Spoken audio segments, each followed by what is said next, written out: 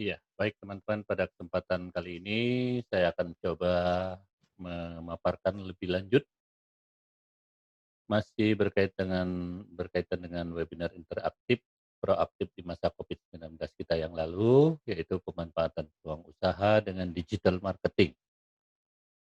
Yang muncul beberapa pertanyaan, ya. Untuk itu pada kesempatan kali ini di video kita yang keempat ini, kita akan coba menjawab beberapa pertanyaan terdahulu secara lebih mendetail. Yang bisa jadi memang pada waktu interaktif yang lalu itu, jawaban dari kami masih kurang memuaskan, mungkin karena keterbatasan waktu dan lain-lain, ya. Maka untuk kali ini kita coba untuk menjelaskan secara lebih mendetail. Pertanyaan yang muncul antara lain tentang bagaimana atau upaya inovatif promosi produk, ya, dalam kaitannya dengan ketepatan alternatif pemilihan media promosi dan penjualan, ya.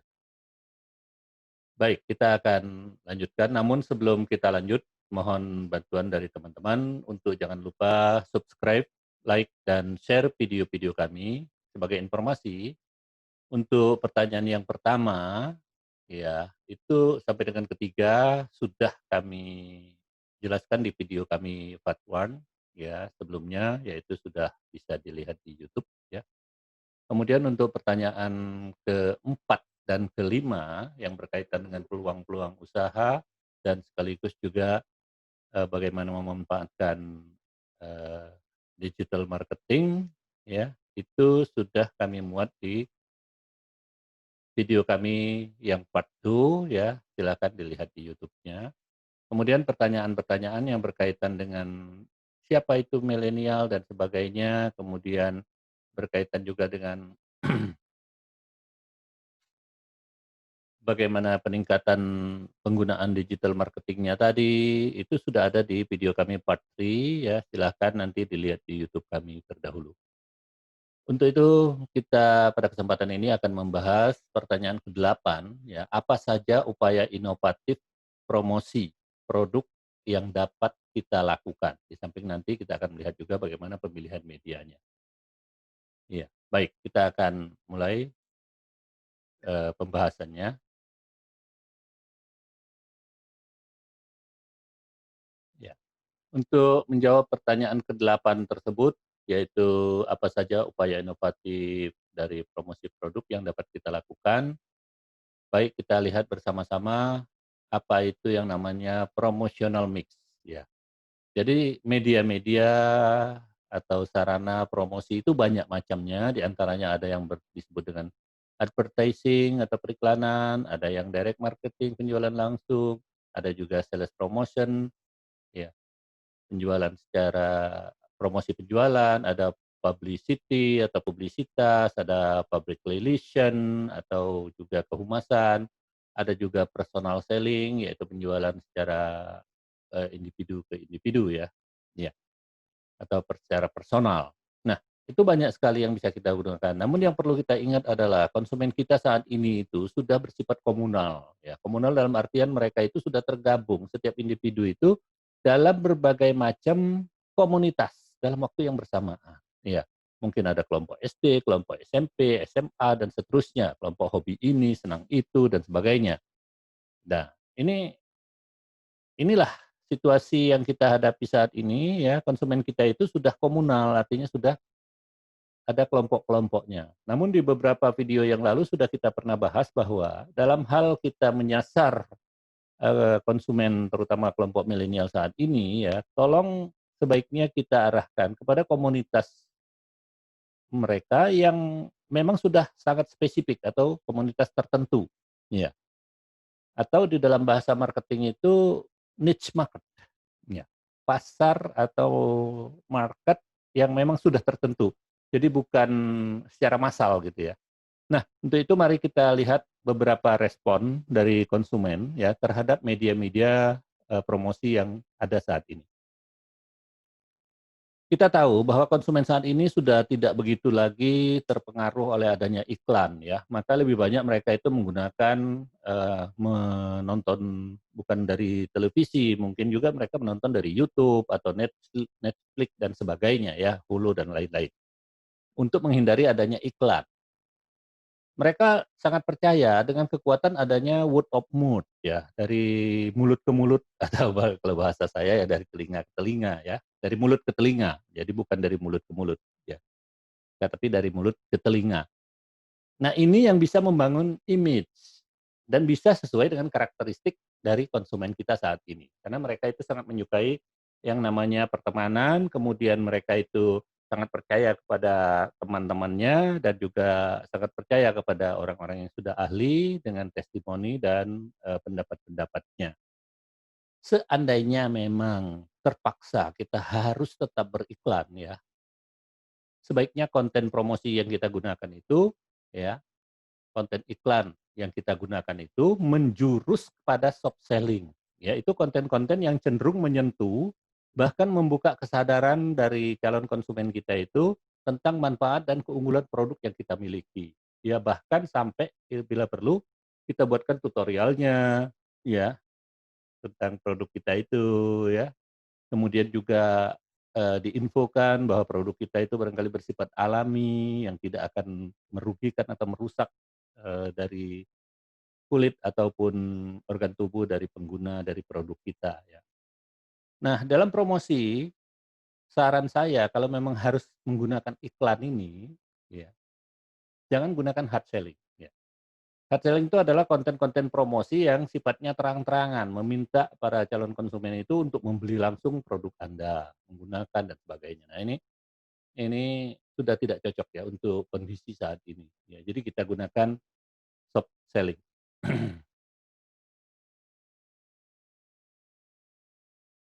Kemudian bagaimana respon konsumen saat ini terhadap, promosi yang kita gunakan dengan media direct marketing? Ya, pemasaran langsung. Pemasaran langsung biasanya akan menarik bagi konsumen itu apabila yang kita komunikasikan itu adalah nilai-nilai positif ya. Kenapa? Karena konsumen saat ini itu tidak suka dengan janji-janji ya. Mereka tidak sukai janji-janji, mereka lebih kepada hal-hal yang bersifat konten yang aktual ya, ya. Nah, jadi kita perlu nilai-nilai positif itu yang kita angkat ya. Di samping itu juga reputasi. Kenapa? Karena konsumen saat ini juga memiliki suatu rasa kebanggaan ya. Rasa kebanggaan kalau mereka itu sudah memiliki suatu pengalaman yang bisa jadi belum dialami oleh orang lain. Nah, sehingga orang lain itu menjadi followers baginya. Termasuk juga konten-konten yang perlu kita komunikasikan itu adalah tadi seperti yang soft selling tadi itu, kelebihan dan keunggulan dari produk yang kita miliki. Di samping juga menggugah kesadaran dari, calon konsumen kita itu akan manfaat ya dari produk yang kita akan promosikan.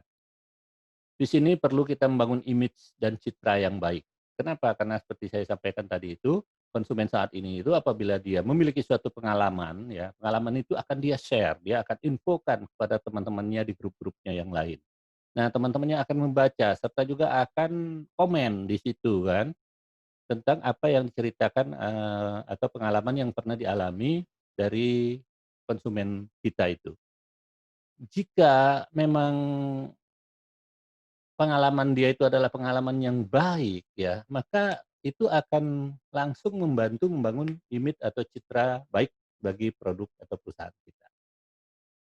Ini akan lebih membantu membangun kepercayaan dari konsumen untuk melakukan transaksi terhadap produk-produk kita, itu direct marketing. Kemudian bagaimana jika digunakan, sales promotion atau promosi penjualan? Respon dari konsumen saat ini. Konsumen saat ini itu lebih tertarik jika memang pembeliannya itu diikuti dengan adanya unsur diskon, bonus, voucher belanja, dan sejenisnya. Nah, ini masih bagus yang bisa kita pertahankan saat ini ya, dengan adanya diskon, bonus, voucher belanja, dan lain-lain itu gitu kan. Bisa juga seperti yang tadi kita bahas tadi itu, bahwa konsumen ini kan senangnya nge-share. Maka bagus juga kalau kita itu juga melibatkan konsumen untuk juga membantu kita dalam hal melakukan promosi. Iya, ini. Jadi dia yang mempromosikan. Namun yang jelas ya bagi mereka itu perlu adalah insentif. Kenapa? Karena konsumen saat ini dia tidak akan mengambil satu keputusan pembelian sebelum dia searching, dia mengetahui pendapat dari teman-temannya dan juga pendapat dari orang yang ahli barangkali juga termasuk orang yang dia percaya. Nah, jadi tidak ada salahnya juga nanti kita akan bahas lebih jauh ya. Kita juga menggunakan influencer-influencer yang memang memiliki follower yang cukup banyak. Oke, kita lanjut. Bagaimana dengan publisitas atau public relation dan kehumasan dalam kita melakukan promosi? Tanggapan dari konsumen saat ini ya, mereka itu lebih menekankan kepada pendekatan yang personal branding, ya, personal. Jadi yang bersifat personal, hal-hal yang terkait dengan individu-individu, personality-nya. Nah, ini kan, itu yang cocok. Jadi makanya tadi sudah saya kemukakan di awal bahwa lebih pas juga jika memang kita mensegmen dari calon konsumen kita itu bukan hanya dari sisi usia ya, seperti selama ini kita menggunakan demografi, dan perilaku dan sebagainya ya. Tetapi lebih baik kita arahkan kepada konsumen yang memang dalam kelompok tertentu yang niche market gitu, niche market tadi itu. Sehingga kita lebih fokus dan nantinya akan lebih mudah kita mengembangkannya. Dengan fokusnya kita itu, maka kita juga bisa, mengarah kepada personal branding. Ya, personalnya itu ya. Kenapa? Karena saat ini individu-individu itu ya sangat senang kalau itu dia dihargai ya. Konsumen-konsumen kita ini sangat senang untuk dihargai. Maka sebaiknya produk yang kita konten-konten promosi yang kita pasarkan itu, termasuk produk yang akan kita pasarkan nanti itu, memang harus sudah mengarah kepada personal itu, ya. Personal, jadi hal-hal yang bersifat personal yang memang cocok untuk masing-masing individu. Nah, berarti pemasaran kita juga harus pas ya, kalau kita menggunakan publisitas itu umpamanya, produk kita itu adalah untuk olahraga umpamanya golf gitu ya, ya berarti harus menyasar teman-teman yang memang, hobinya golf gitu ya, atau peralatan golf gitu ya, yang senangnya untuk mengkoleksi peralatan-peralatan golf gitu ya. Jadi itu, jangan dikirimin umpamanya yang untuk tenis umpamanya kan, olahraga tenis, itu belum cocok gitu, belum tentu cocok. Jadi lebih bagus kita masuk ke yang segmen yang sudah tertentu tadi atau niche market itu ya. Kenapa? Karena itu akan, langsung kepada personal-personal dan akan membentuk personal branding. Dengan personal branding itu akan terbangun personal awareness atau brand awareness ya, bagi halayak terhadap produk kita yang dinamakan dengan, produk branded. Tujuannya supaya membuat orang lain itu merasa terkesan dan kemudian menganggap merek produk itu memiliki kapabilitas tertentu. Ya, disitulah perannya personal branding itu diperlukan dalam konten promosi kita jika kita menggunakan media publisitas ini. Oke, bagaimana dengan respon konsumen terhadap personal selling ya, atau penjualan secara langsung ya pada personal? Tidak sama lagi ya, gaya personal selling saat ini dengan zaman sebelum ini, yang konvensional itu sudah tidak sama lagi. Kenapa? Karena pada saat dulu atau sebelum ini, ya penjual dan pembeli itu bisa bertatap muka secara langsung. Namun saat ini ya, terlebih lagi di masa COVID-19 seperti ini, kita sedang stay at home atau menjaga jarak atau social distancing gitu ya. Sangat sulit sekali kita untuk saling bertatap muka itu, dan segala aktivitas transaksi ataupun jual beli itu cenderung, nyarisnya itu terjadi di dunia maya atau secara online ya, tanpa adanya tatap muka. Nah, untuk itu memang faktor kepercayaan itu adalah hal yang utama, ya. Jangan sampai istilahnya produk yang dipasarkan itu tidak sesuai dengan keinginan dari personel-personel itu, ya, tidak sesuai dengan pesanannya, speknya dan sebagainya, ya. Juga kita melihat bahwa tadi sudah kita pernah bahas bahwa pengalaman itu sangat bernilai bagi konsumen saat ini ya. Maka mereka sangat percaya kepada pengalaman-pengalaman ataupun testimoni-testimoni. Jadi lebih banyak kalau kita itu menggunakan personal selling, testimoni-testimoni dari teman-teman inilah, dari yang sudah pernah menggunakan produk itu, inilah yang perlu kita perbanyak atau perkuat di dalam konten personal selling kita. Oke, kita lanjut. Nah, itu kira-kira beberapa hal yang berkaitan dengan, media-media promosi yang bisa kita gunakan di saat, eee, kita memasarkan produk-produk kita ya. Kemudian bagaimana dengan alternatif yang paling tepat untuk pemilihan media ini guna terjadinya peningkatan atau mendukung terjadinya peningkatan penjualan? Itu pertanyaan ke-9. Baik, kita akan lihat ya, ketepatan alternatif pemilihan media. Seperti yang sudah kita bahas tadi itu, kita akan perjelas lagi, oke. Memang kita lihat pilihan media yang kita gunakan itu harus tepat, karena ini terkait juga dengan siapa segmen atau target market yang akan kita sasar atau kita tuju itu, kemudian juga terkait dengan adanya pengeluaran atau budget di perusahaan kita ya. Oke, baik, kita akan coba lihat satu persatu. Untuk pilihan media iklan, tadi sudah kita bahas bahwa upayakan nanti sifatnya itu soft selling ya, jangan hard selling ya. Karena di sini diharapkan terciptanya kekuatan dari word of mouth ya, yang bisa bertahan lama dan bisa diyakini oleh konsumen saat ini. Langkah yang kita bisa lakukan adalah ya buat video iklan secara singkat ya. Video-video iklan kita itu dibuat secara singkat ya, dalam waktu durasi sekian menit umpamanya gitu kan. Kemudian coba promosikan ya. Nah, bisa juga kita menggunakan website kita ya, ataupun ikut dengan website orang lain selain website kita sendiri. Ya, kemudian dapat juga kita mencantolkan atau menitipkan iklan kita itu umpamanya di YouTube, Instagram, atau di media-media sosial medsos lainnya ya. Silahkan. Nanti silahkan Anda perdalam lebih jauh, namun saran saya silahkan untuk iklan kita itu dibuat secara video singkat ya. Bahkan sifatnya tadi itu bisa jadi bersifat seperti tutorial ya, soft selling ya. Kemudian bagaimana dengan direct marketing ya? Tadi sudah sepintas kita bahas bahwa upaya mengkomunikasikan nilai-nilai positif dan reputasi termasuk kelebihan, keunggulan, dan manfaat dari suatu produk itu, itulah yang paling diminati saat ini. Nah, untuk itu kita perlu memperbanyak upaya tersebut, untuk membangun image dan citra yang baik. Untuk itu bisa kita gunakan yang namanya email marketing, iya, email marketing. Kita bisa mengirimkan kampanye ataupun newsletter kepada, teman-teman prospek-prospek yang memang sudah kita target ya. Namun di dalam pesan atau konten yang kita buat di dalam email itu, diupayakan sifatnya itu sudah personalisasi, ya. Ya, dibuat secara personal, ya. Hal ini dilakukan guna supaya prospek kita itu yang merasa eksklusif dan dihargai dan menyatakan bahwa produk itu memang sudah cocok untuk, masing-masing individu itu gitu.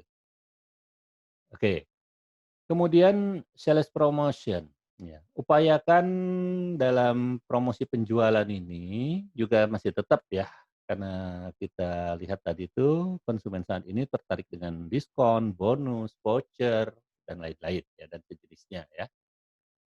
Tetap kita upayakan untuk adanya bonus, diskon, dan sebagainya ini ya. Bahkan bila perlu kita mengajak ya, tadi seperti tadi yang pernah kita bahas di awal, ajak jugalah gitu ya, libatkan atau guide influencer ya. Kenapa demikian? Karena influencer ini dia bisa jadi memiliki follower yang sedemikian banyak. Otomatis jika ini kita manfaatkan untuk menggait influencer yang tepat ini, namun yang tepat ya, tepat dengan produk kita itu, maka itu akan sangat membantu dalam hal kita mempromosikan produk kita, ya.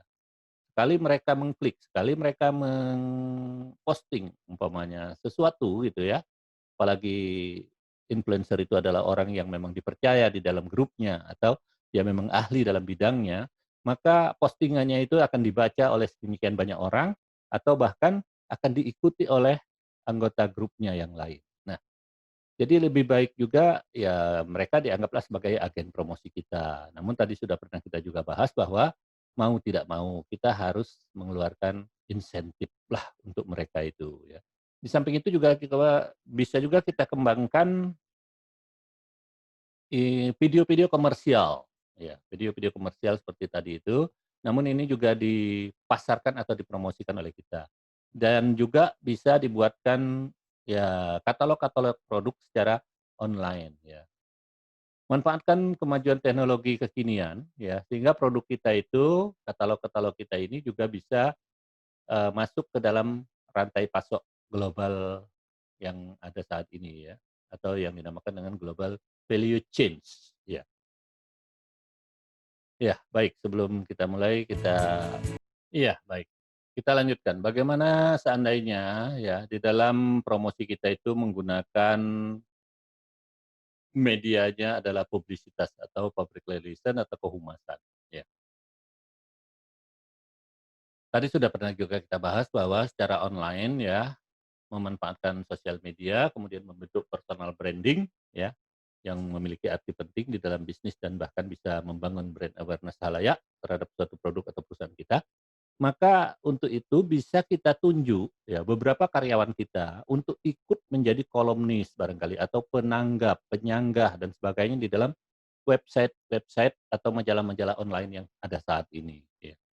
Jadi mereka terlibat langsung sehingga, sekaligus juga dia bisa mempublikasikan ya dari konten-konten promosi produk kita, ya. Yang lebih pasti lagi memang kualitas produk kita harus kita perbaiki gitu ya. Jadi bukan hanya, produk sembarangan, tapi produk itu memang kualitasnya kita tingkatkan. Masa Covid seperti Covid-19 ini, masa kita sedang berada di stay at home seperti ini, sudah saatnya menurut saya ya untuk kita memikirkan bagaimana perbaikan-perbaikan terhadap kualitas produk-produk kita. Kemudian juga termasuk tampilannya, tampilan kemasan dan sebagainya dari produk kita itu atau bentuknya, itu juga perlu kita tingkatkan ya, kita percantik ya. Namun juga disiapkan, virtual tour, barangkali juga ada yang mau berkunjung ke web kita ataupun ke media online kita seperti medsos dan lain-lainnya, itu kan kita siapkan untuk virtual tour-nya ya. Nah itu kalau kita menggunakan publisitas. Kemudian, eee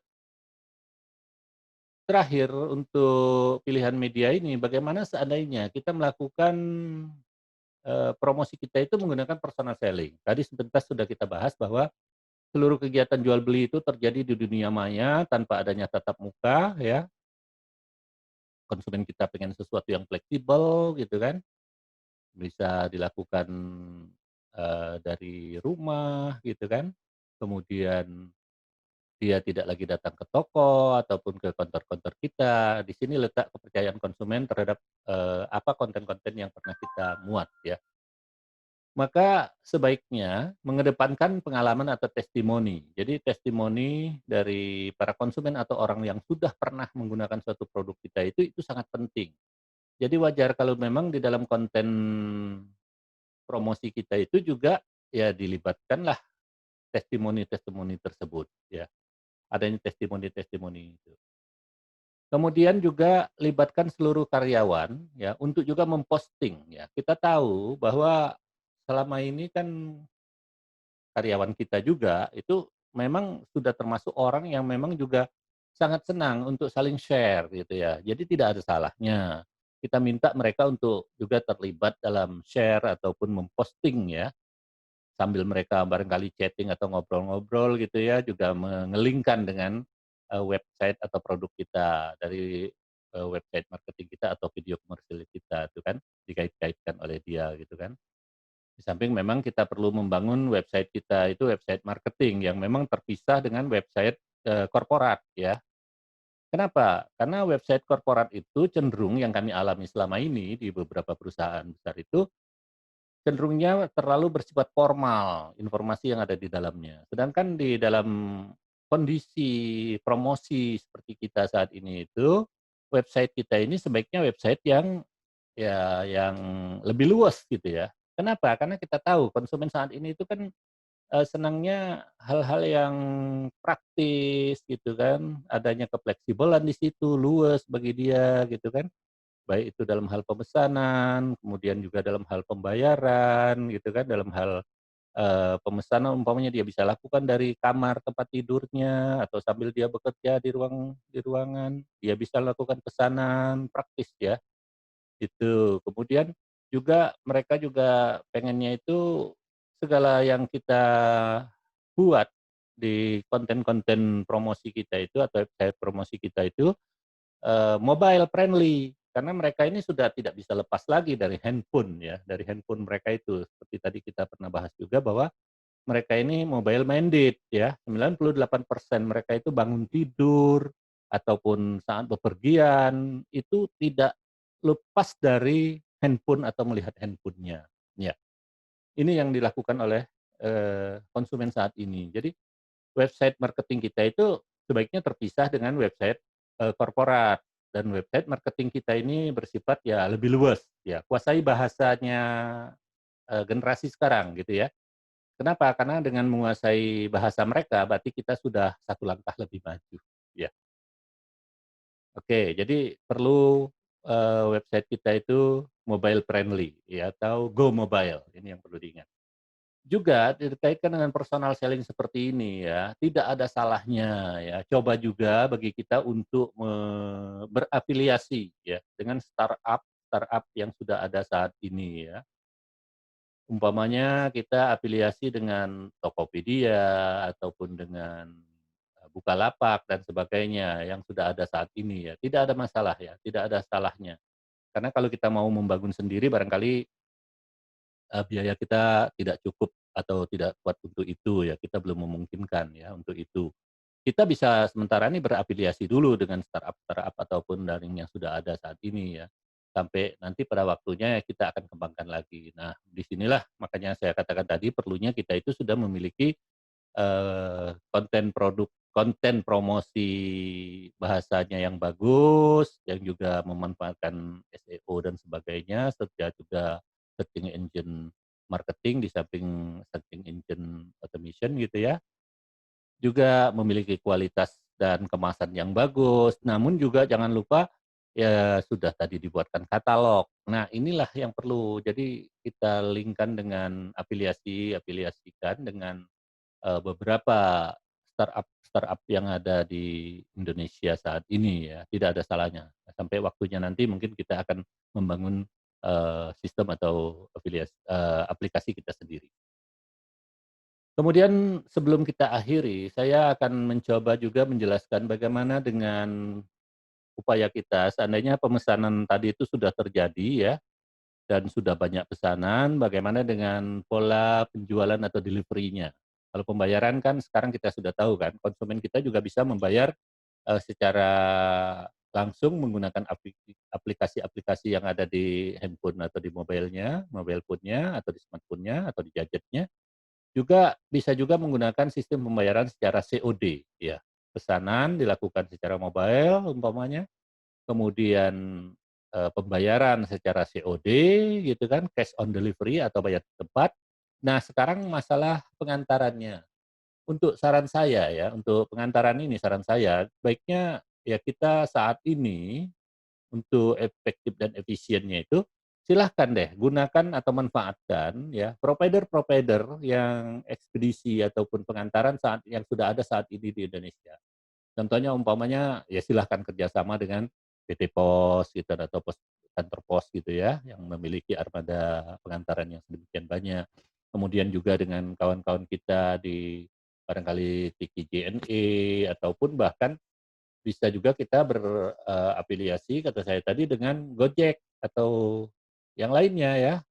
Karena ya mereka ini kan sekarang sudah tidak diperbolehkan mengangkut penumpang, tetapi kalau itu sifatnya membawa barang pesanan, itu malah diperbolehkan. Nah, silahkan dimanfaatkan yang demikian ini menurut saya ya. Jadi solusi yang sangat tepat pada saat kita stay at home ataupun work from home seperti ini atau social distancing ini, manfaatkan, provider-provider yang ada tersebut. Oke, sebelum kita tutup, kita rileks dulu sebentar. Sebelum kita akhiri, sekali lagi mohon bantuan Anda untuk jangan lupa subscribe, like, dan share video-video kami yang ada. Dan sekali lagi kami ucapkan, terima kasih, semoga apa yang sudah pernah kita bahas ini akan bermanfaat adanya. Wassalamualaikum warahmatullahi wabarakatuh.